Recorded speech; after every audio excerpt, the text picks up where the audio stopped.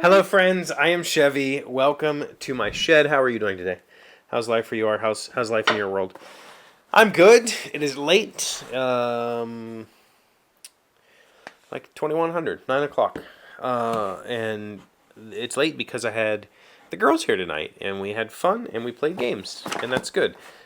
Which means that the chair project is still sitting here, and the bandsaw is still broken, but we'll get to that at a later date because as much as I love working on projects, I also really love spending time with my daughters, and that's very important to me. So we were supposed to have practice tonight, got canceled, and I invited Keely over. I'm making her a prop for her Halloween costume, and I'll probably put pictures of that up on Instagram at some point if you want to see what I'm making. But it's a steampunk costume, so I invited her over to let's go do that because I thought my oldest had plans tonight, but her plans ended up getting canceled. So I said, well, let's get together and play the new escape room game that I got, thanks to Jonathan here. A couple weeks, months ago, I don't know, a while back, I asked on Twitter, like, do you like this escape game or this escape game? And most of the answers were neither of those.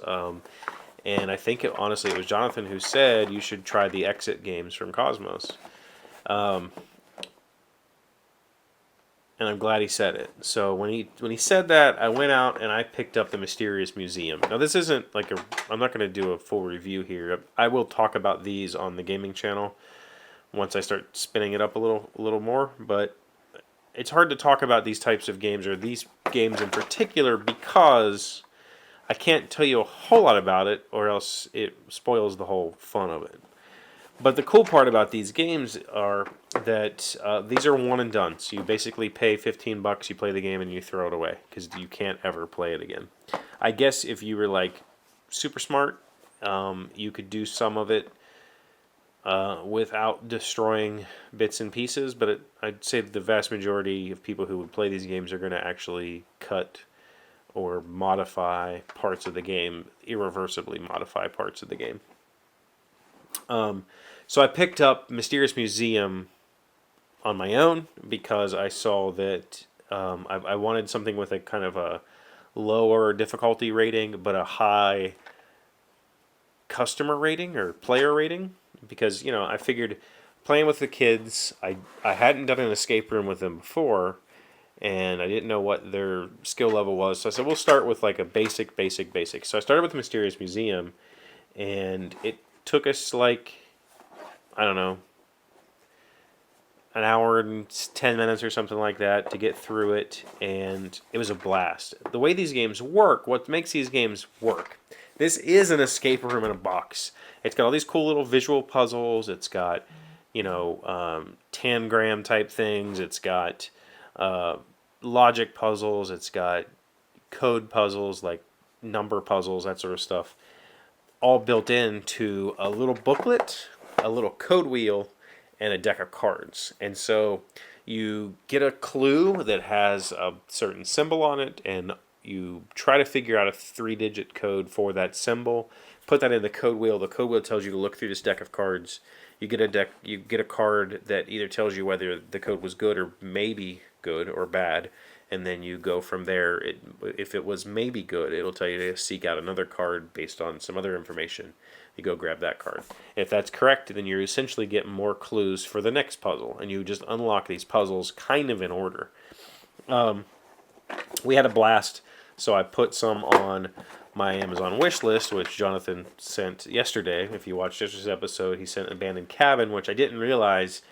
I almost bought this one first on my own, but this is the first of the Exit series games, and we played it tonight, and it was awesome. It took us a little longer, actually, than this one, and it is a half of a star higher difficulty rating than this, but it took us a little bit longer, and it had really clever puzzles.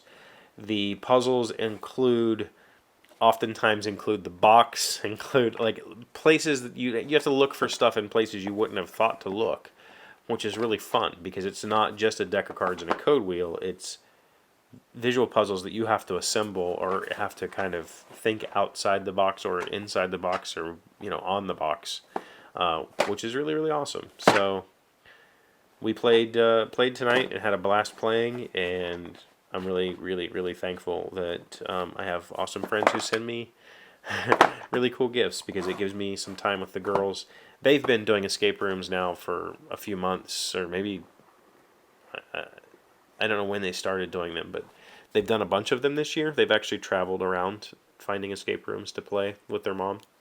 And so I thought, well, I like board games and I'm more of a stay-at-home person, so give these a shot. And they were excited tonight. They were like, yeah, let's play, let's do it. So I think that's a good sign. And the other good part is there's like 13 of these or something like that. 14, 15. I don't know, there's a lot of them. So we've got a lot of good game nights ahead of us. And I'm really interested in trying some of the super difficult ones. So we'll see. But if you like escape rooms or you like puzzles, these are excellent games. As I said before, they are one and dones, so you can't ever replay them. But it's $12 or $15 on Amazon, somewhere around there, for a little over an hour of enjoyment for 1 to 4 players. I mean, it's cheaper than a movie ticket for everybody. Good experience. That's all I have for you today. I'm going to edit this and go to bed. So thank you for being here as always. Thank you for liking, commenting, subscribing, being amazing friends, being wonderful people. I appreciate you, and I will see you tomorrow. Hey, Doc, wait! I want to ask you something. Today's random fact comes from Wikipedia. Who did Viggo Mortensen replace in The Lord of the Rings? According to the special extended edition DVD of The Lord of the Rings, The Fellowship of the Ring, Mortensen was a last-minute replacement for Stuart Townsend and would not have taken part of the part of Aragorn had it not been for his son's enthusiasm for the J.R.R. Tolkien novel.